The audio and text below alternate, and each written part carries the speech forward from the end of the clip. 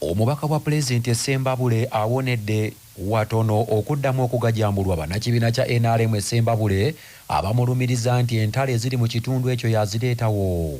Jimmy Sekabiito. Olunaku lwa leero bannakibiina kya NRM okuva Erwemiyaga nga bano bakulembeddwamu omubaka waayo Theodora Ssekikubo awamu ne munnamagye General Emmanuel Rwashande. RDC Jane Francis Kagayi Banda abadde yabayise ku kitebe kya district okulaba butya bwe bagonjoola ebintu ebyo byonna ebitagenda bulungi.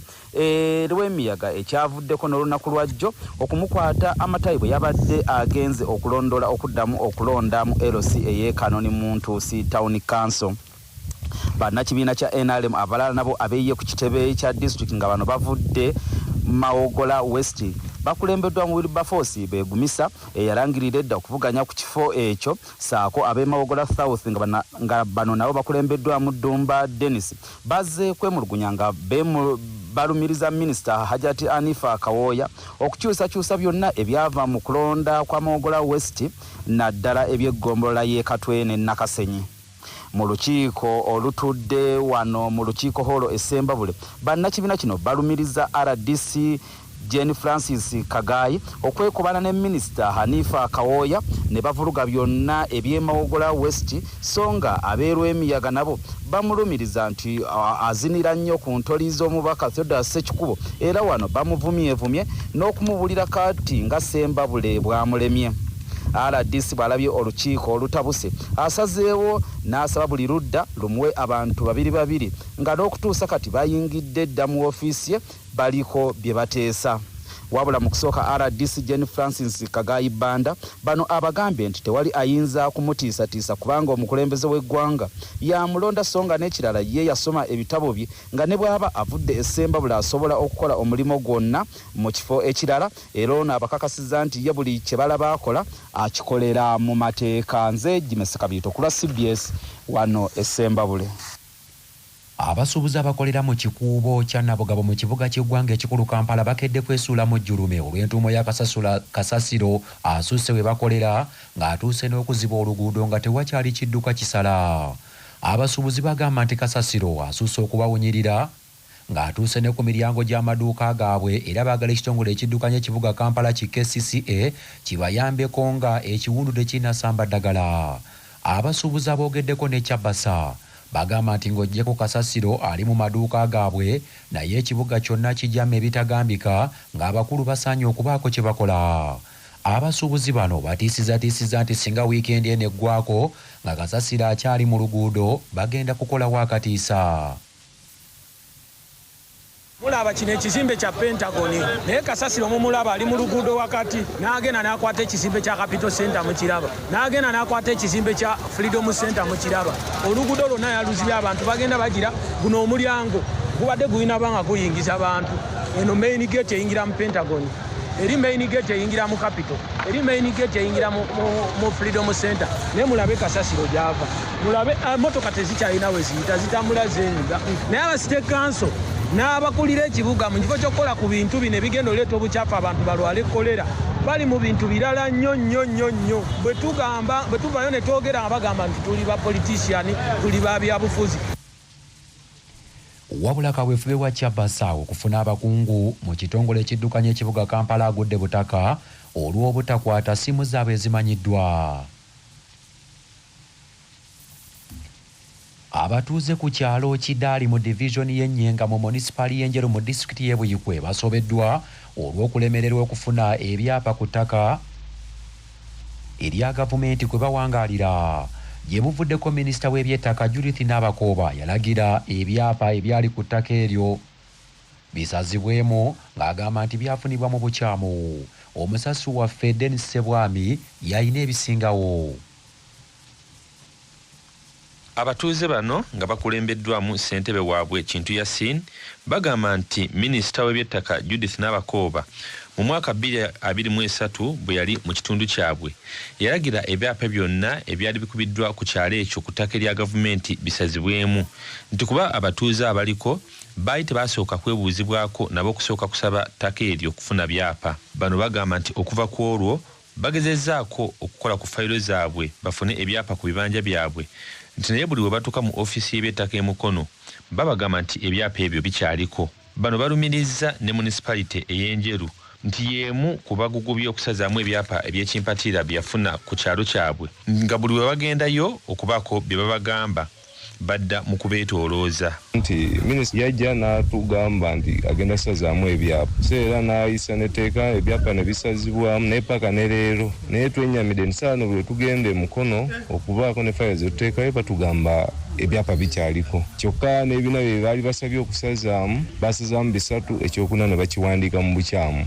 Ekikyatugulumbya omutwe paka ne leero. Municipality yalemezaako ekyapa kyayo, kyokka bwe tugende municipality bakisazeemu baga nti ekyapa weekiri tetulina ngeri kijja tukijjayo okujjako nga tugenze wa Solicitor General kwegana ne bitusobera kati emyaka 40 so nga ate abantu baagala bafuna ebyapa byabwe freehold.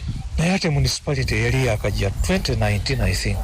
Bajjajjaffe mwebali omwo amalaalo mwegali biki tukoleramu kakati municipality eyinza etya okujja ne imposinga title nga teyeebuuzizzaako ba bona fide residents.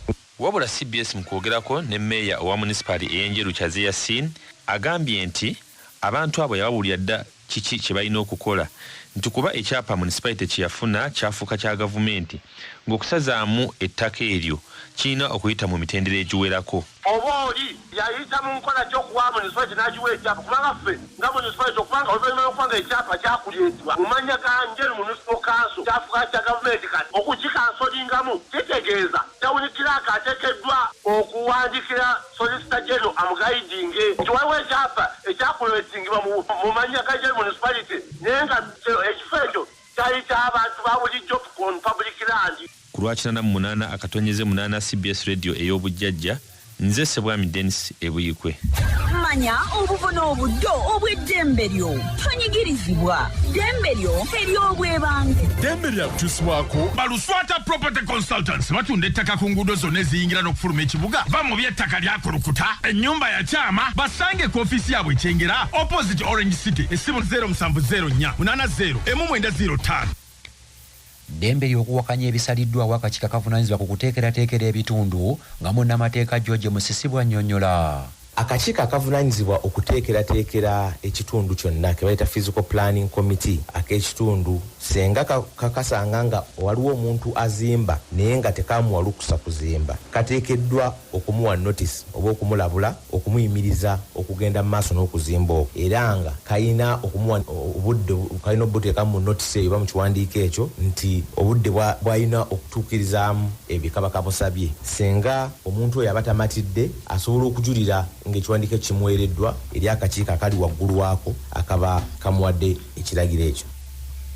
Akulira ebyenjigiriza mu disitulikiti y'e Wakiso Frederick Kiyingi Kinobe alagidde ab'obuyinza mu disitulikiti eno bakole ebikwekweto ku masomero mu disitulikiti y'e Wakiso. Amasomero aganaasangibwa nga gasomesa abayizi mu luwummula gaggalibwewo mbagirawo. Ebiragiro bino Frederick Kiyingi Kinobe abiwadde ng'asinziira mu nsisinkano gy'abaddemu n'abalambuzi b'amasomero mu disitulikiti y'e Wakiso abamutegeezezza nti mu kiseera kino eky'oluwummula waliwo ab'amasomero abaasigaza abaana nga bali mu kubasomesa, kwe kulagira poliisi n'abakulembeze ku mitendera egy'enjawulo bakole ekikwekweto baggalewo amasomero ago. Kyannaku nnyo nti abamu ku mmwe musazeewo okukumira abaana ku masomero bassebo ne bannyabwe tewali muntu yenna ayina lukusa okujja nga alujje ku Ministry of Education oluteeka omwana ku ssomero mu kiseera eky'okuwummula mu disitulikiti y'e Wakiso. Mbeegayiridde bassebo ne bannyabo oba essomero lya gavumenti oba lya bwannannyini ayina abaana ku ssomero okubanga olina olukusa lwa Ministry of Education. Njagala kulabula abazadde toddayo kusindika mwana ku ssomero. Tuli mu luwummula luggwako nga 26 omwezi ogwokutaano. Abaana bazadde mubeere n'abaana bammwe awaka mwogereko n'abaana bayiga emirimu. Kiyingi Kinobe ategeezezza nti tebagenda kuttira muntu n'omu ku liiso anaasangibwa nga tagoberedde mateeka. abazadde bwe tunajja ku ssomero ne tusanga abaana nga basoma bwe tubakwata ojja bajja ku poliisi, omuzadde ojja kujja baana ku poliisi, ate gwe essomero erisomesa abaana ebinaakutuukako biwanvu, tugenda kubakwata. Tubeegaidde muve ku baana babeere awaka, muve ku baana babeere awaka. Abazadde tosindika mwana ku ssomero, muve ku baana babeere awaka. Kyannaku nnyo oholidde tennaweza wadde ennaku 3, tennaweza wadde wiiki emu, naye ng'abaana bali ku masomero. Obulamu bwe bugagga kutuusibwako ekitongole ky'ebyobulamu ekikubiriza buli muzadde okutwala omwana we agemebwa omusujja gw'ensiri. Mu kugema gavumenti kweteekateeka okw'omwezi gw'okuna eddagala eppya erigema omusujja gw'ensiri lye rigenda okweyambisibwanga okutaasa abaana baffe babeere n'obulamu obweyagaza. Dr. Ezra Nunda annyonnyola ku bubonero kw'olabira obulwadde bw'omutima. Omwana ng'omuzadde n'afuuka bbulu nga waakamuzaala n'alwawo okufuuka pinki, omwana ayinza okubayiriza. Kuba omwana nga yakazaalibwa n'okuba nga ali pinki, omwana kasaafuuka bbululu ku mimwa wano, olulimi ne feesi neefuuka bbululu, weegendereza omwana ayinza okuba alina kizibu ku mutima. Omwana nga munafu nnyo ng'aba yeebase buli kaseera, nga bw'oba omuyonsa atuuyanyirira kuganga n'okukola ekintu ekyangu ng'okuyonka akoowa nnyo, abamu kitwalirako kutuuyana naddala wano ku mpumi wano. Omwana ng'akoowa nnyo buli kaseera abeera akaaba, teyeebaka bulungi, alina obuzibu n'okussa, abamu babeera bakolola. Omwana ayinza okuba alina obuzibu n'omutima. Eddwaliro lya gavumenti ery'Ejjinja litandise kaweefube ow'okuzimba etterekero ly'omusaayi ery'omulembe okutaasa abantu b'e Busoga ababadde babonaabona nga banoonya omusaayi ogwo. David Mukisa omu ku bakulira omu kw'abo abali ku lukiiko olufuzo lw'eddwaliro lino yabikudde ekyama kino n'agamba nti enteekateeka zino zigenda mu maaso okuzimba etterekero ly'omusaayi okusembereza abantu b'e Busoga obuweereza obwo. Mukisa agambye nti baafuna abakoleyi abagenda okubakwasizaako mu nteekateeka eyo era ng'okuzimba etterekero ly'omusaayi kugenda kutandika mu Sebutemba w'omwaka guno. Tuli kufuna blood bank mu Idinda nga bwe mwena bwemukidi nti Idinda eri ku highway abantu befa basinga bafuna accident mu region eno ngene yabaire ebuyukwe bona abaleeta Idinda. Tulina abakwano baife abagezi b'obuyambi abatenda kubogera ku ino saawa eno aye nga bali kwenda okutuwa obuyambi obwo, bali kutuwa sente twetuine $12 million era nga project eri kutandika mu mwezi ogw'ekumi.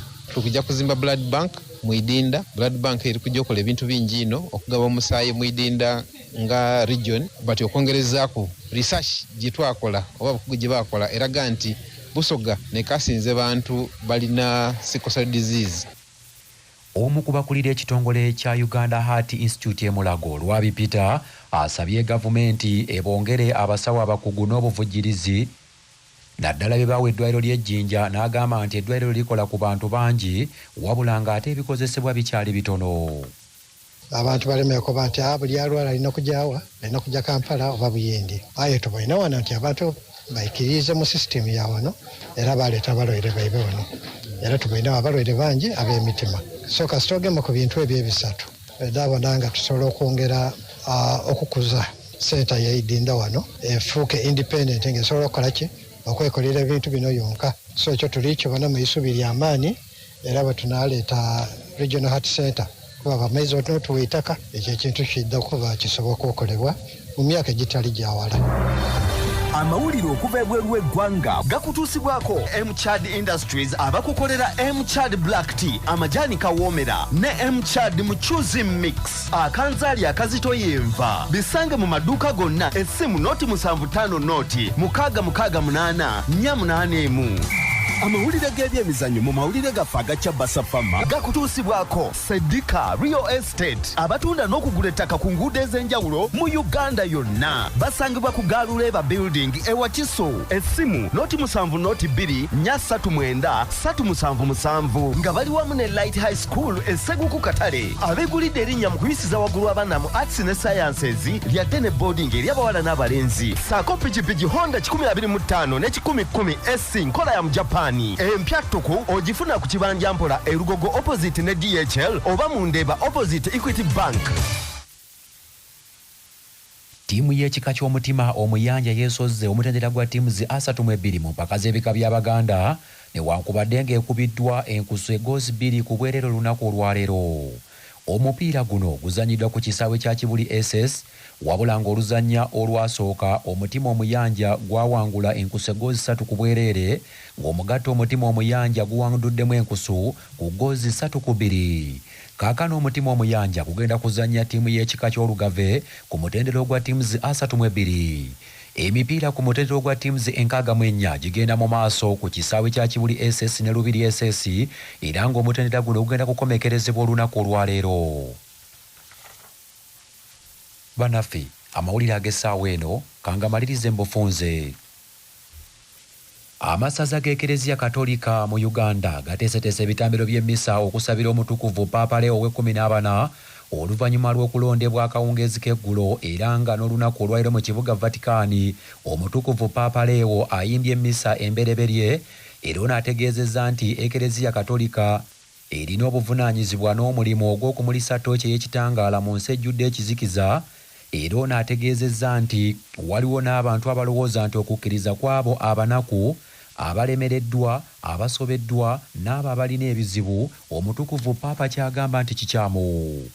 Abasirikale ba Paapa mu ssaza ly'Ekereziya Katolika e Masaka basanyufu bya nsusso era bayozayozezza omutukuvu Paapa Leo ow'e-14 olw'okufuna ekifo okukulembera Ekereziya w'Omukama.